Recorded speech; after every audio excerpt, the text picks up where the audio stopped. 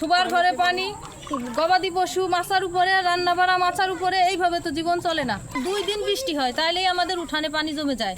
আর এই জমার কারণটা হচ্ছে কি, চারপাশে সরকারি রাস্তা, আর চারপাশের পানি, এই বাজারের পানি, এই পাশের পানি, আবার চারদিকের পানি আমাদের এই এলাকায় এসে জমা করে। আগে পানিটা ওই রাস্তা দিয়ে বের হইতো, ড্রেন ছিল না, কিন্তু রাস্তাটা নিচু ছিল, এই কারণে রাস্তা দিয়ে আস্তে আস্তে পানিটা নামতো। আর এখন মনে করেন রান্না বাড়া, খাওয়া দাওয়া, প্রত্যেকের রান্নাঘরে পানি, শোবার ঘরে পানি, গবাদি পশু মাছার উপরে, রান্না বাড়া মাছার উপরে, এইভাবে তো জীবন চলে না, তাই না? এখন সরকারের কাছে, প্রশাসনের কাছে আমাদের একটাই দাবি যে পানি দ্রুত নিষ্কাশনের ব্যবস্থা করা। আমাদের ইউনো মহোদয় স্যারের কাছে আমার আবেদন। তারপরে আমরা প্রায় 200 থেকে 250 পরিবার এই পানিবদ্ধভাবে বসবাস করতেছি। এইটা বিগত 5 বছর যাবত,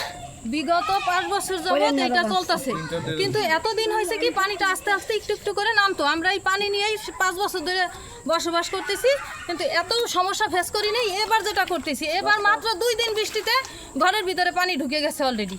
যদি এইটা কন্টিনিউ হয়, মনে করেন এইটা আষাঢ় মাস, যদি শ্রাবণ মাসেও এরকম বৃষ্টি কন্টিনিউ থাকবে, ভাদ্র মাসে থাকবে, তখন তো আমরা ঘরের ভিতরে মাছা তো ভালো কথা, কারে উঠেও তো থাকতে পারবো না, বসবাস করতে পারবো না। হাত পার দিকে তাকান যায় না।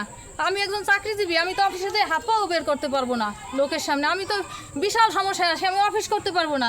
আমার ছেলে মেয়ে স্কুলে যাইতে পারে না, ধর্ম প্রতিষ্ঠান বন্ধ হয়ে যাচ্ছে।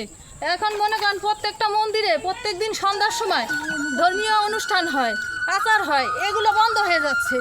তাহলে এইভাবে কি জীবন চলে?